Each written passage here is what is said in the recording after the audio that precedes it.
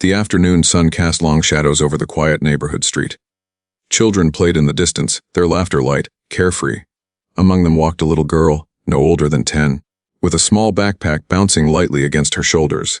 Her steps were calm, her gaze curious, completely unaware of the storm approaching her. On the other side of the street, a patrol car slowed. The cop inside noticed her immediately, an ordinary child at first glance, but something about her stance, the way she carried herself, seemed to irritate him. He stepped out, boots clicking on the pavement, eyes locked on her. The laughter of the children faded as the tension began to creep into the air, unnoticed by most, but palpable to those paying attention. The little girl stopped at a crack in the sidewalk, adjusting her backpack. She didn't notice the officer approaching until he was just a few steps away. Calm, at first, she tilted her head up, offering a polite smile, thinking he might be asking for directions. But the moment their eyes met, the smile faded. There was something in his gaze, cold, sharp, almost predatory. Pedestrians turned their heads but quickly averted their eyes. No one intervened. Their instincts whispered, "This isn't our business." But even as the world seemed to move around them, the girl sensed the danger, small and trembling though she was. And then, in a blink, the officer lunged forward, his hand reaching toward her. She froze. Her tiny hands shot up instinctively, clutching her backpack. Time slowed. Every sound sharpened, the rustle of leaves, the distant laughter, the car engine idling. And just as panic threatened to overtake her, someone's shadow fell over the scene. A calm, towering figure, unseen until now, stepped forward. The little girl didn't know it yet, but this man would change everything. One look from him. And the officer would realize he had made a mistake he could never undo. The girl's heart raced as the officer's hand grabbed her small arm. The sudden force made her stumble slightly, and a sharp gasp escaped her lips. Her eyes welled up, but she held back tears, trying to stay composed. People on the street paused, some turning to look, yet none stepped forward. Fear had frozen them. Silence had claimed the moment. The officer's grip tightened, his voice low and commanding. "Where do you think you're going?" he barked. His words were sharp, edged with authority, but underneath it there was something more, a hint of anger, of power unchecked. The little girl looked around, desperate, searching for someone to help, anyone who might see what was happening. But the street felt empty, deserted in spirit if not in presence. She pulled back instinctively, her tiny fingers clutching the strap of her backpack. The officer's face darkened, frustration mixing with aggression. He leaned closer, bending slightly to match her height, trying to intimidate her. "You're not going anywhere," he hissed. Nearby, a few pedestrians whispered, casting anxious glances at each other. Phones were pulled from pockets, but no one dared to record, afraid of drawing attention. A dog barked somewhere in the distance.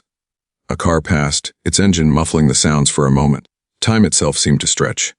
Then, just as panic threatened to consume her, a shadow appeared. Not a figure rushing or shouting, but a calm, deliberate presence. The girl looked up and froze. He was tall, silent, and exuded an unmistakable aura of control. Every movement precise, every step measured. Her heart skipped again, this time with a spark of hope. The officer noticed him too, finally, and paused mid-step. There was a flicker of uncertainty, a microsecond where confidence faltered. The figure's eyes were steady, unwavering, and just for that instant, the street felt smaller, contained, like the entire tension had shifted toward this silent force. The girl instinctively moved closer to him, her body leaning toward safety. And as she did, the officer's expression changed. He realized he wasn't dealing with just a scared child anymore. Someone else was here watching, evaluating. Someone who wouldn't let fear dictate what happened next. One calm, measured step, and everything about this confrontation would begin to shift. And the little girl's life would hang in the balance. The little girl clutched her backpack tighter, her tiny fingers pressing into the straps. Her eyes darted nervously between the officer and the shadowed figure now standing just a few steps away. The tension in the air was almost suffocating, as if the entire street was holding its breath. The officer straightened, sensing that something had changed, something he could not yet name. The shadow remained calm, silent, deliberate. He didn't shout. He didn't move aggressively. Yet his presence alone commanded attention. The girl instinctively leaned slightly toward him, as if drawn by an invisible safety line. That's when a passerby, a man standing a little distance away, whispered under his breath, "Isn't that?" The officer's head twitched. His eyes narrowed. Something about the figure felt familiar, yet impossible. He tried to maintain a facade of authority, but a flicker of doubt crossed his face. Every muscle in his body tensed. This wasn't just any man. He had a reputation, a presence that could not be ignored. The little girl, unaware of the exact gravity of who was before her, sensed the shift immediately. Fear ebbed slightly, replaced by a tiny spark of hope. She had been trained, in small ways, by her father to recognize when someone meant protection rather than harm. She couldn't see his face clearly yet, but she felt it, the calm, precise power radiating from him. And then, the whisper grew slightly louder, enough for the girl to hear it. "She's Steven Seagal's daughter," the passerby said, almost incredulous. The words seemed to hang in the air, vibrating through the street like a silent alarm. The officer froze, his grip loosened just slightly. The knowledge hit him like ice water. Steven Seagal. The name alone carried weight, power, and consequences that didn't require a raised voice. The officer's confidence wavered, and for the first time, the little girl saw fear flicker in the eyes of the man who had been so certain just moments ago. The shadow, now clearly recognizable as the man the world had seen in films, in martial arts circles, in legends, took a slow, deliberate step forward. He didn't need to threaten. He didn't need to shout. Every movement, measured and calm, said it all. The street seemed smaller now, every onlooker aware that the balance of power had shifted in an instant. The girl exhaled, a tiny breath she hadn't realized she'd been holding. She was still trembling, still afraid, but the presence beside her created a bubble of protection. The officer looked at the towering figure before him, his bravado fading, replaced by the creeping realization that he had misjudged the situation entirely. One glance, one name whispered into the chaos. And suddenly, the officer realized this wasn't just a child he was confronting. It was a daughter whose protector would not allow injustice to stand. The street seemed to shrink under the weight of the moment. The little girl's trembling hands gripped her backpack, as if it were the only lifeline she had left. Her eyes, wide with fear, darted toward the shadow that had appeared beside her. The figure remained still, but his presence shifted the energy in the air. Every passerby, every bystander, suddenly felt the subtle change. Something was different now, something dangerous for the wrong person, and protective for the innocent. Then he stepped forward. Not with haste, not with shouting or aggression, but with deliberate calm. His boots made no clatter on the pavement. Each movement was measured, precise, radiating control. His eyes scanned the scene, first the girl, ensuring she was safe, then the officer, calculating. In that instant, the world seemed to pause like a held breath stretching over the street.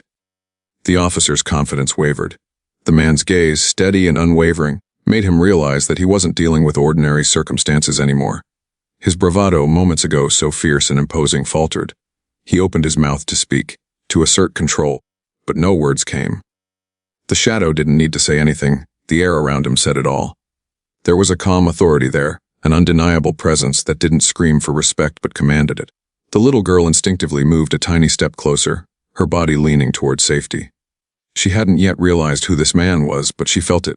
The security that comes from someone who has seen danger, understood it, and could stop it without raising a hand.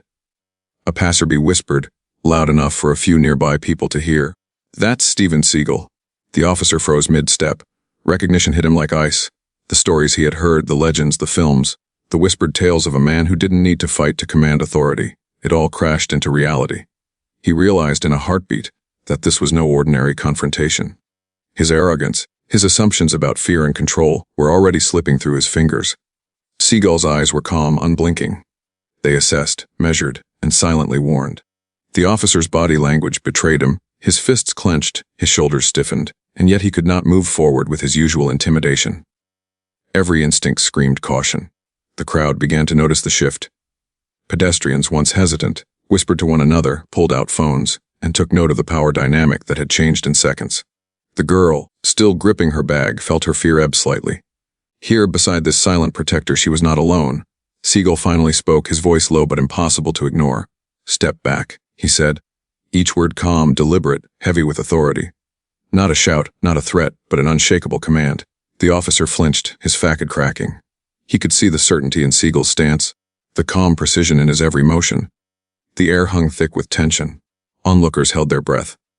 Even the wind seemed to still, waiting to see what would happen next. The little girl's eyes flicked between them, hope sparking in the midst of fear. One calm step, one steady voice, and suddenly the confrontation was no longer about fear. It was about justice. And the officer realized he had misjudged the situation entirely. The street seemed suspended in time. The little girl clutched her backpack, her tiny fingers trembling, but she no longer felt entirely alone. Beside her stood Steven Seagal, calm and composed, radiating a presence that made every muscle in the officer's body tighten. The once confident man now hesitated, uncertainty flickering across his face. "You don't touch her," Seagal said, voice low but unshakable, each word deliberate. He didn't move aggressively, didn't raise a hand, but the command carried weight heavier than any shout. The officer's jaw clenched. He opened his mouth to respond, to assert dominance, but his words faltered. The balance of power had shifted, invisibly but unmistakably. Pedestrians stopped in their tracks. Whispers rippled through the crowd. Phones emerged from pockets, hands shaking as bystanders began recording. The simple act of documenting a moment now felt like rebellion. The girl's eyes widened as she watched the scene unfold. This was no ordinary street confrontation.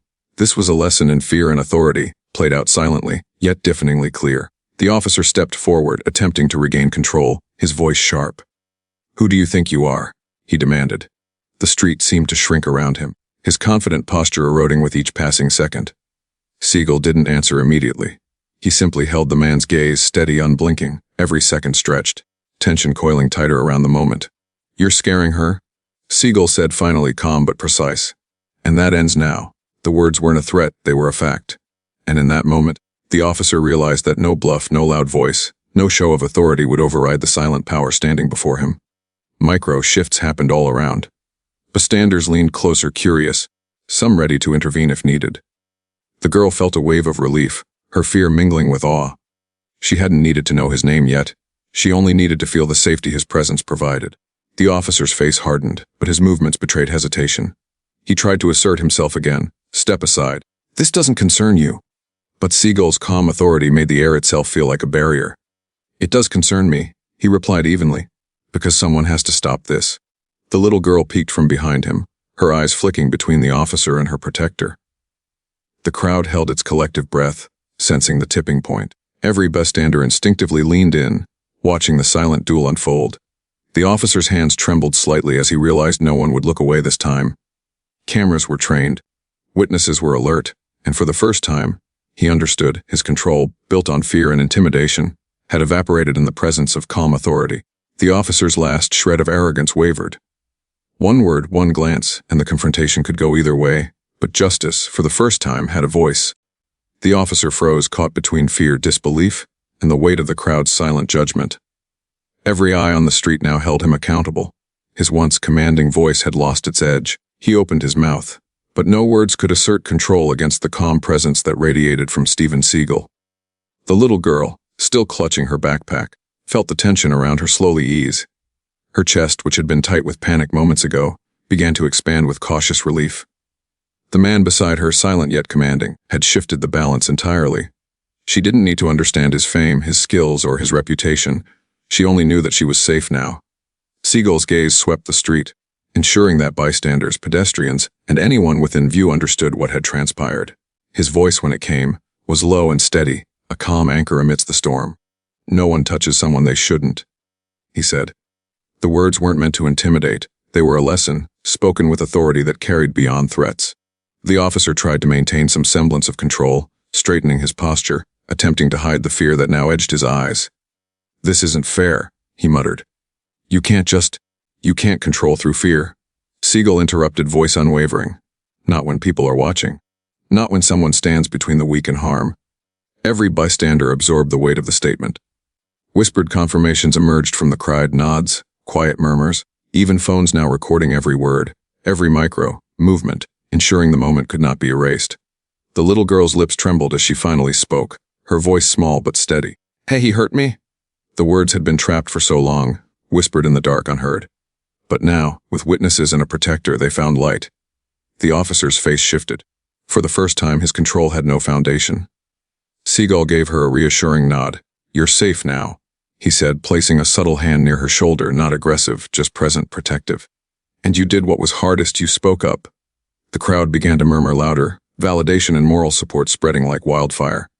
Passers-by stepped closer, offering statements, recording on their phones. The energy shifted completely. The narrative was no longer about intimidation, it was about courage, justice, and accountability. The officer's stance collapsed, his face went pale. Every threat he had relied upon, fear, silence, power, had evaporated. He realized too late that one person refusing to look away had undone what he thought was control. Seagal's calm authority didn't need violence, it didn't need fame, it only needed presence. The little girl's eyes, once wide with terror, now shimmered with hope. The crowd, too, felt a collective weight lift. Fear had been challenged, silence broken, and injustice halted, if only for this moment. One of the bystanders spoke up, voice steady. "Moo saw everything. We'll report it." Others nodded, lifting cameras, ready to testify, ready to ensure that this time abuse would not remain hidden. Seagal finally took a step back, allowing space for the little girl and the witnesses. His eyes met hers, and with a faint nod, he communicated what words could not. She had survived, she had been heard, and she would not face this alone again. The officer's world had shifted irrevocably, but outside, the ripple of this moment was only beginning. How the truth would be carried, documented, and amplified was about to unfold. The street was quiet now, but the silence was different. It was not the tense, fearful stillness from before. This was a heavy, reflective calm, filled with the weight of what had just happened. The little girl sat on the curb, her backpack still clutched tightly, but she no longer trembled as violently. Her chest rose and fell with tentative relief. Steven Seagal stood nearby, a silent sentinel. He hadn't raised his voice, hadn't made threats or used force. Yet the presence of someone calm, deliberate, and unwavering had rewritten the rules of the moment. The officer, once brimming with authority, now looked small and uncertain. The power that came from fear had crumbled simply because someone refused to look away. The girl finally lifted her gaze. Her eyes met Seagal's, and for the first time since the confrontation began, she allowed herself a faint smile. "Thank you," she whispered. Not just for the immediate protection, but for the courage he had inspired by standing there, by refusing to let fear dominate the moment. Bystanders began to step forward. Some recorded their observations, while others simply nodded, offering quiet support. Their phones, once hidden, now captured every detail. Their presence validated the girl's experience. She was no longer invisible. Her voice, which had been silenced for too long, now carried weight. The officer tried to regain composure, muttering excuses, but no one listened. The balance of authority had shifted permanently. People had seen the truth. Silence no longer served as protection for those who abused power. The lesson was clear: standing up, refusing to look away, changes everything. Seagal's gaze swept the street one last time. "Remember this moment," he said softly to the girl and to everyone present. "One person standing up can shift the tide. Courage doesn't need fists or fame. It needs presence, awareness, and a refusal to ignore injustice." The girl nodded, a newfound strength settling in her shoulders. Tears still lingered in her eyes, but they were no longer of fear. They were of relief, of validation, and of hope. For the first time in a long while, she felt seen. She was no longer just a victim in the shadows. She was a survivor, a witness, and now an example. The crowd began to disperse slowly, but the energy lingered. People whispered to each other, replaying the events in their minds. Cameras and phones would spread the story, amplifying the lesson: courage and vigilance matter. Power built on fear is fragile, and the smallest act of resistance can ignite a chain reaction that exposes truth. Before leaving, Seagal leaned closer to the girl and whispered, "You did nothing wrong." Speaking up was the hardest thing you could do, and the bravest. Her lips trembled as she nodded again, absorbing the weight of his words. It was not about fame. It was about the principle: the strong protect the vulnerable, and silence is never the answer. The officer was escorted back, now under scrutiny and unable to hide behind intimidation. Legal action and witness statements were already being compiled, creating a ripple far beyond the street. Justice, slow or fast, had begun its path. One voice, one act of courage, one person refusing to look away can change the course of events. If you witness abuse or injustice, speak up. Protect the vulnerable. Silence only empowers the wrong. The girl walked away finally, her steps steady. She didn't look back. She had survived, she had been heard, and she knew now that standing strong, sometimes silently, sometimes boldly, could change everything. To everyone watching this story, and somewhere, unseen, Steven Seagal walked away too, leaving behind a street changed forever, a girl changed forever, and a lesson that would ripple far beyond that quiet neighborhood. Justice doesn't always roar. Sometimes it simply stands silently, but it always makes its presence felt. Type RSPT in the comments if you believe no one should suffer in silence. Share your story, stand with the vulnerable, and remember that courage doesn't need fame. It only needs one person willing to act.